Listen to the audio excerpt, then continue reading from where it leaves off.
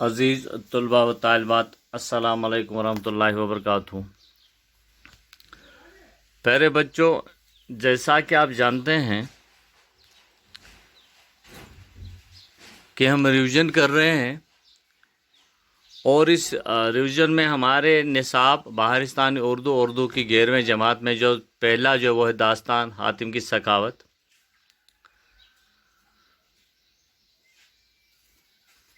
چونکہ اس کا خلاصہ ہم نے پیش کرنے کی پھر دوبارہ کوشش کری ہے، اس کے بعد ہمارے ذہن میں کچھ سوالات جو ابھر رہے ہیں وہ ہیں باغ و بہار کی ادبی اہمیت اور افادیت۔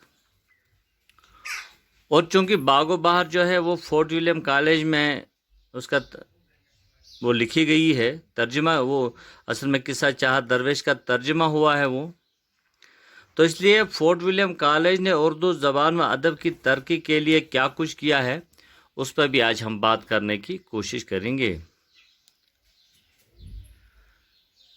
پیارے بچوں، جیسا کہ آپ لوگ جانتے ہیں کہ باغ و بہار کی اردو ادب میں خاصی اہمیت ہے۔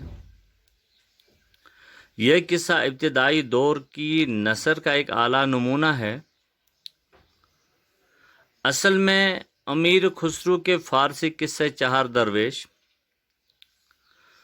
اس کا ترجمہ سب سے پہلے عطا حسین طاسی نے نوترج مرثا کے نام سے کیا۔ اس کے بعد پھر جب فورٹ ولیم کالج میں جدید اردو ادب کا آغاز ہوا، کالج سے وابستہ مصنفین نے اردو ادب میں بیش قیمت ذخائر جمع کیے، اور اس زمانے کی جو مجسہ اور مقفع یعنی کہ قافیہ بند کی نثر اور فرسودہ طریقہ کا خاتمہ ہوا، تو پھر کس قصے چہار درویش کا ترجمہ ڈاکٹر جان گلکرسٹ کی فرمائش پر میر امن نے قصے چہار درویش کا ترجمہ اردو میں کیا۔ میر امن نے امیر خسرو کے فارسی قصے چہار درویش کا ترجمہ اردو میں اس قدر سلاست اور روانی سے کیا کہ یہ ان کا اپنا ہی قصہ معلوم ہوتا ہے۔ چونکہ میں بتا چکا ہوں کہ میر امن دہلی کے تھے، زبان ان کی صاف تھی، اس میں روانی تھی، اور جب انہوں نے اس کا ترجمہ کیا تو لگ بھگ 1 برس کے عرصے میں یہ ترجمہ باغ و بہار کے نام سے شائع ہوا، اور جب یہ باغ و بہار سامنے شائع ہوئی تو پھر میر امن کو اس کتاب کے لیے ڈاکٹر جان گلکرسٹ کی طرف سے اس زمانے میں 500 روپے کا انعام بھی ملا۔ یہ کتاب لگ بھگ 1803 یہ صحیح ہے کہ 1803 عیسوی میں شائع ہوئی۔ چونکہ پہلے ہی میں عرض کر چکا ہوں کہ میر امن نے اس کا ترجمہ قصہ چہار درویش کا ترجمہ عام فہم زبان اور سیدھے سادے اسلوب میں باغ و بہار لکھی۔ اس کے بارے میں خواجہ احمد فاروقی نے میر امن کی طرز نگارش کے بارے میں جو لکھا ہے وہ یوں ہے، کوٹ، بلا شبہ میر امن نے وہ نئی نثر ایجاد کی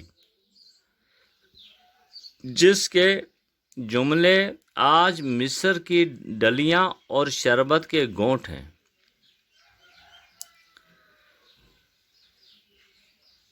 عزیز طلباء و طالبات، انکوٹ، عزیز طلباء و طالبات، میر امن کا طرز تحریر ان کے زمانے سے بہت مختلف ہے۔ انہوں نے سادہ بامحاورہ زبان استعمال کی۔ میر امن نے موقع و محل کے مطابق اس ترجمہ میں یعنی کہ باغ و بہار میں ہندی کے مروجہ الفاظ، فقرے اور کہاوتیں بھی استعمال کی۔ فارسی اور عربی کے فصیح الفاظ بھی استعمال کیے، زبان میں روانی اور نکھار پیدا کیا۔ عزیز طلباء و طالبات، میر امن نے نامانوس لفظوں کو استعمال نہ کر کے زبان کی سلاست کو مجروح نہیں ہونے دیا۔ انہوں نے ایک نئی زبان ایجاد کی اور اس قسم کا اسلوب اختیار کیا کہ ایک زمانہ گزرنے کے بعد بھی اس کی مقبولیت میں کمی واقع نہیں ہوئی، بلکہ اس میں اضافہ ہی ہوتا گیا۔ میر امن کے انداز تحریر کو ہی مرزا غالب نے اپنے خطوط کی بنیاد بنایا۔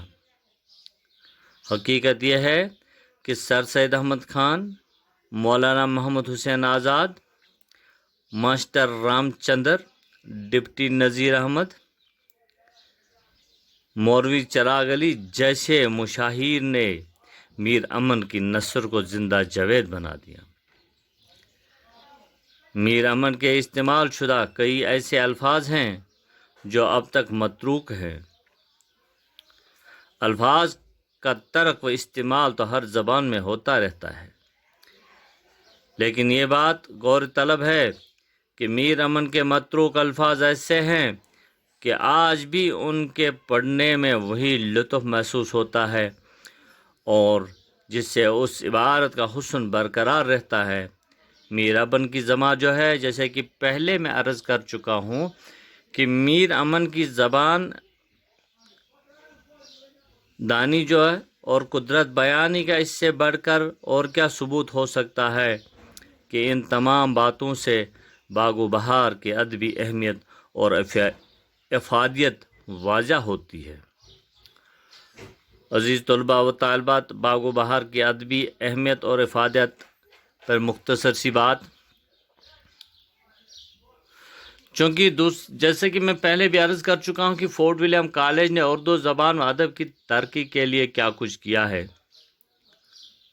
مختصراً یہ کہ اردو زبان کی ترقی اور ترویج کے حوالے سے جب ہم فورٹ ولیم کالج کی خدمات دیکھتے ہیں تو وہ ناقابل فراموش ہیں۔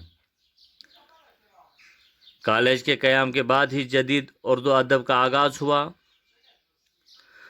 کالج سے وابستہ مصنفین نے اردو ادب میں بیش قیمت ذخیرہ جمع کیا، فرسودہ طریقے کا خاتمہ ہوا اور ایک نئی طرز تحریر رائج ہوئی جو سمجھنے میں آسان، اظہاری معنی کے لیے موزوں تھی۔ عربی اور فارسی کے مشکل اور پیچیدہ الفاظ نکال کر ان کی جگہ مقامی الفاظ جو عام فہم تھے استعمال کیے جانے لگے۔ اتنا ہی نہیں، اردو قواعد مرتب کیے گئے۔ کالج کے پرنسپل جان گلکرسٹ نے کالج میں نادر نایاب کتابوں کا ایک بہت بڑا ذخیرہ جمع کر کے کتب خانہ قائم کیا، جس میں اردو کے علاوہ انگریزی زبان، فارسی، عربی، سنسکرت، ہندی، سندھی، پنجابی جیسے زبانوں پر مشتمل کتابیں جمع کی گئیں۔ اور فورٹ ولیم کالج میں تصنیف و تالیف کا ایک شعبہ قائم کیا گیا، جس میں کتابیں لکھنے اور زبان میں دیگر کتابوں کا ترجمہ کرنے کے لیے مصنفین کا تقرر کیا گیا۔ اردو کی طباعت کے کام کے لیے ایک چھاپا خانہ کھولا گیا۔ چنانچہ کالج کے مصنفین نے مختلف زبانوں کے اہم کتب کے ترجمے کیے اور پھر اہم کتب کے ترجمے اردو زبان میں کر کے اردو زبان و ادب کو تقویت بخشی۔ مختصراً سی بات یہ، اور کل پھر ملیں گے۔ اللہ حافظ۔